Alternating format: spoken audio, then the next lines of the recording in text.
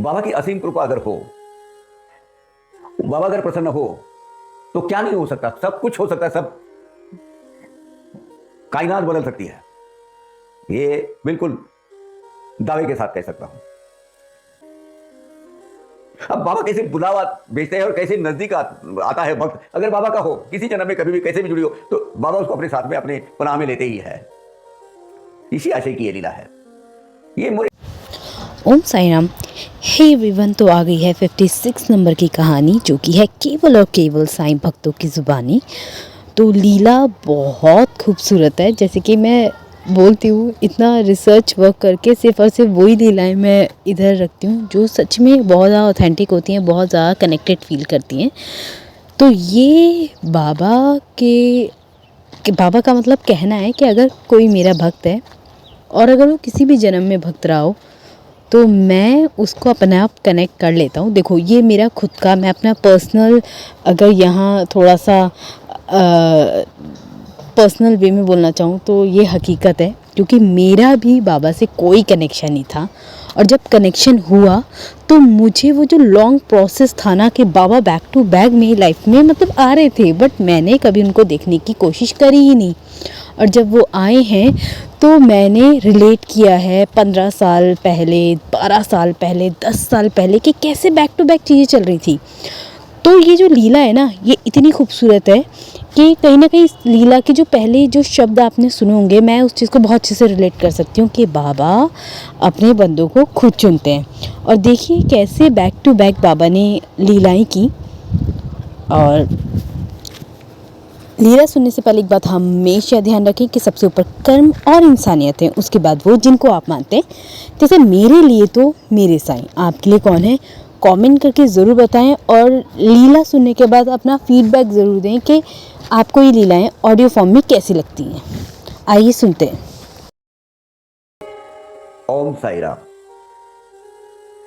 बाबा की असीम कृपा अगर हो, बाबा अगर प्रसन्न हो, तो क्या नहीं हो सकता, सब कुछ हो सकता है, सब कायनात बदल सकती है। ये बिल्कुल दावे के साथ कह सकता हूं। अब इसी सिलसिले में एक घटना घटित हुई। श्री मोरेश्वर जोशी नाम के एक प्राइमरी टीचर थे। अब बाबा कैसे बुलावा भेजते हैं और कैसे नजदीक आता है भक्त, अगर बाबा का हो, किसी जन्म में कभी भी कैसे भी जुड़ी हो, तो बाबा उसको अपने साथ में अपने पनाह में लेते ही है। इसी आशय की ये लीला है। ये मोरेश्वर जोशी साहब को 1940 तक बाबा के नाम का पता भी नहीं था। कौन फकीर क्या है कुछ पता नहीं था, लेकिन उनके सपने में हमेशा एक फकीर आते थे और बोलते थे तू मेरे पास आ जा। बहुत बार ऐसा एक सीरीज ऑफ सपने उनको गिरते थे। सब लोगों को बयां करते थे, ऐसे ऐसे फकीर मेरे सपने में आते हैं, ऐसा ऐसा उनका हुलिया है, ये है। हालांकि बाकी के बाद में जो अपने उन्होंने मुलाकात की है, वो उसमें इतना कोई खास जान पहचान हो नहीं पाई है जोशी साहब को। बहुत सारे लोगों को पूछते गए, यार ये ऐसे ऐसे काल के एक फकीर मेरे दिमाग हमेशा सपने में आते हैं और बुलाते हैं मुझे, अब कहाँ है कौन है कोई समझ में नहीं आ रहा। अब दुर्भाग्यवश कोई जो भी वर्णन वो करते थे, जो भी हुलिया लिबास वगैरह, उससे किसी को पता नहीं चल जाता था। कुछ दिन बीतने के बाद उनके घर के सामने एक फकीर आ गए। देखा उन्होंने, लेकिन उनको ये रियलाइज नहीं हुआ कि सपने में फकीर और वो थोड़ा सा मेल जोल नहीं खा रहा था, तो उन्होंने बुलाया। तो वो सामने दरवाजे पे तो खड़े थे ही, तो वो फकीर साहब ने आवाज दी, अरे बेटे कुछ खाने को दे दे, मैं कई सालों से भूखा हूं। अब साल भर में वो सिलसिला चल रहा था ना, वो सपने में आने का। अरे मैं कई सालों से नहीं खाया हूं, कुछ खाने को दे दे। तो जोशी साहब ने बोला, ऐसे कैसे हो सकता है बाबा, आप आइए, आप खाइए, विराजिए, लेकिन एक साल भर आपने कुछ खाया नहीं बोल रहे हो, और फिर आप जिंदा कैसे हो? तो कुछ विचारों का आदान प्रदान, कुछ क्वेश्चन इनको पूछे, उन्होंने फकीर साहब, वो मौलिया जो मौला फकीर थे जो अवलिया, उन्होंने सब जवाब वगैरह दिए। तो बोले मैं 1 साल बगैर अनाज पानी के कैसे रह सकता हूँ, ये अगर सीक्रेट तुझे जानना है तो तुझे शिरडी आना पड़ेगा। शिरडी आना पड़ेगा? हाँ। बोले मैं वहीं रहता हूँ। अच्छा ठीक है। बोले तो वो शिरडी पहली बार उन्होंने नाम सुना था। अब ये क्योंकि प्राइवेट शिक्षक यानी ये टीचर थे, तनख्वाह थी 5 रुपया, लेकिन बड़ी अंदर से एक इच्छा जागृत हो गई, तीव्र इच्छा जागृत हुई कि जाना है। तो उन्होंने यार दोस्तों से 5 रुपए लेके 20 रुपए बना के शिरडी की ओर चले गए। और जब शिरडी में गए, द्वारका में गए, तो देख रहे हैं कि अपने घर में जो आए हुए जो फकीर थे, जिनको हमने अंदर बुलाया, सब सवाल जवाब कुछ हुए, खाना दिया उनको, जो भी है वो यही तो थे। आंख से आंसू ना आने लगे उनके। और फिर वो जो सपने में आने वाले जो फकीर है, उनका भी उन्होंने बोला, बाबा ने बोला, इतने साल से बुला रहा हूं, समझ में नहीं आ रहा तेरे, तो मैं क्या करूं। तब पता चला कि सपने में जो आने वाले फकीर, अपने घर में आए हुए फकीर और बाबा एक ही है। 10 दिन तक उनको वहां रोक के रखा, लेकिन जाते जाते उन्होंने एक करिश्मा किया, जैसे केशव प्रधान के साथ जो किया था वैसा ही किया। जितने भी उनके पैसे थे, पहले पैसे निकाल लिया, 20 रुपया। बड़ी मायूस हो गई है यार, मैंने बड़ी अपेक्षा से यहाँ आया था कि यहाँ मेरी कुछ तरक्की हो जाए, कुछ प्रगति हो जाए, ये हो जाए। यहाँ तो मुझे बिल्कुल एम्प्टी, मेरे सब जेब खाली कर दिया बाबा ने। 20,000 रुपये लिया, अब जाने आने के लिए भी खर्चा नहीं है। बाबा ने बोले चिंता नहीं कर, तू चले जाएगा, कुछ नहीं होगा तुझे, जा। अब वो पैसे, वो अनजाना देश, अनजाने लोग, जो कौन पहचानता है, कुछ नहीं। जो तो वो प्रवास करके, कभी टिकट निकाला रेलवे का, नहीं निकाला, वो करके वो आ गए,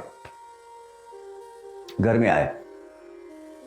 अब सेट थे थोड़े यार, अपनी तनख्वाह महीने की 5 रुपया, 4 महीने का कर्जा, तनख्वाह कई करोड़ का कर्जा बना के रखा है, ऊपर से हाथ में कुछ आया ही नहीं। तब एक 2-3 दिन के अंदर ही बाबा सपने में आए और बोले, कब तक वो नौकरी करेगा 5 रुपए की, अब तुझे दूसरे जरिए देता हूं कमाने के, चिंता नहीं कर, ये ऐसा ऐसा शुरू कर काम। और इतने दरवाजे, इतने रिसोर्सेस खुल गए। वो आदमी, अपने मोरेश्वर जोशी साहब, ये मालामाल हो गए, धनवान हो गए, मिलियनर हो गए, ऐसा बोल सकते हैं आप। वो लिखा है उन्होंने, मैं तो लखपति, अरबपति, करोड़पति बन गया। एक बार बाबा की भक्ति में रहोगे और बाबा का आशीर्वाद साथ में रहेगा, कुछ भी हो सकता है। बिन मांगे जो देता है वो साईनाथ भगवान है। वो जानते हैं कब किस वक्त, किस रोज आपको कितना देना है। तो हमेशा ये रखिए कि ये देखिए, 1940 तक, यानी बाबा की महासमाधि से 22 साल के बाद तक उनको पता नहीं था, क्योंकि इतनी कोई कहीं ज्यादा प्रसिद्ध नहीं थे बाबा उस वक्त। मतलब सही प्रसिद्धि तो अभी मिली है, आई 80-90 के बाद, उसके बाद तांता लग गया, भगवान को मिलेगा। 1968 में मैं पहली बार शिरडी में गया, क्योंकि आराम से खाली रहते थे, कुछ नहीं। निवृत्ति हनुमंत गोंदकर, बाबा के श्रेष्ठ भक्त, उनके हाथ से तो मुझे ये मिला है, प्रसाद मिला है। नाना साहब रास्ते ने तो थैली भी, वो जो जूट बैग रहती है ना, वो जो अनाज बिनाज भर के आता है 50 किलो 100 किलो का, वो मुझे सोने के लिए दिया था साटेवाड़ा में। बहुत अलग शांत, एक बहुत ही पीसफुल ऐसी जगह थी शिरडी उस वक्त। आज वो बाबा ने कहा था कि चिट्ठियां जिसे लोग आएंगे, बाबा के बन के रहो, बाबा हमको हमारी सभी तरह की हमारी सुरक्षा करेंगे, हमको खुश रखेंगे, हमको हमारी जिंदगी एक बेहतर बना देते हैं। इसका ये जीता जागता उदाहरण है मोरेश्वर जोशी। ओम साई राम। तो आपको ये लीला कैसी लगी? कमेंट करके ज़रूर बताएं। और ये बाबा की वो दीवार है, बोलते हैं मतलब कहना है लोगों का कि इसमें बाबा दिखते हैं जो इस दीवार को देखता है।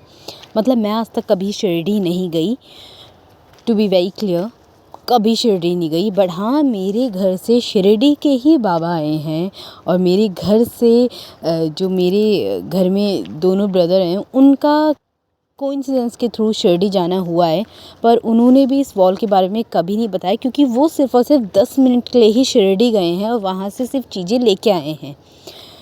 पर मैं बाबा को बहुत मानती हूँ और मेरा सच बताऊँ तो अंदर से ये बहुत बिलीफ सिस्टम है कि जिस दिन मैं गई ना शिरडी, उस दिन मैं पूरा चीज़, हर एक चीज़, छोटी छोटी चीज़ जो मैंने सिर्फ अभी तक सुनी है, समझी है, देखी है, ऑब्ज़र्व की है, वो सब कुछ कैप्चर करके लाऊंगी। ये मेरा आप सबसे प्रॉमिस है।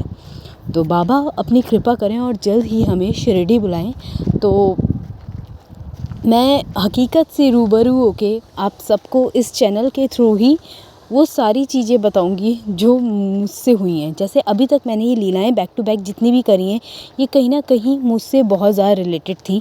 और जितनी भी लीलाएं मैं सुनती हूँ उन सब में ही पहले मैं ये देखती हूँ कि सच में ऐसा कनेक्शन तो है कि बाबा आते हैं, अपने बंदे चुनते हैं और ऐसी ऐसी चीज़ें करते हैं। बट उन सब के लिए आपका साफ दिल, साफ दिमाग और सबको एक भाग से देखने वाली प्रवृत्ति होनी चाहिए। शायद बाबा उस आधार पे मुझे ऐसा लगता है अपने बंदे चुनते हैं। तो ओम साई राम, जय साई राम। मिलते हैं नेक्स्ट वीडियो में नई किसी टॉपिक के साथ, नई किसी लीला के साथ। आप लोग अगर नए हैं तो चैनल को सब्सक्राइब कीजिए, लाइक कीजिए और अपना फीडबैक हर एक लीला में, हर एक स्टोरी में ज़रूर दीजिए, क्योंकि इससे मुझे मोटिवेशन मिलता है और मैं थोड़ा सा अपना रिसर्च वर्क बढ़ा के इस चैनल तक आप सभी के लिए लाती हूँ। तो मिलते हैं नेक्स्ट वीडियो में नए किसी टॉपिक के साथ। ओम साई राम, जय साई राम, जय जय साई राम। और बाबा हम सब पे ऐसी कृपा बनाए रखें, हम सबको ऐसे अपना बनाए रखें। और जाते जाते एक बात, क्या आपको भी इस दीवार पे बाबा दिखे? कमेंट करके ज़रूर बताना।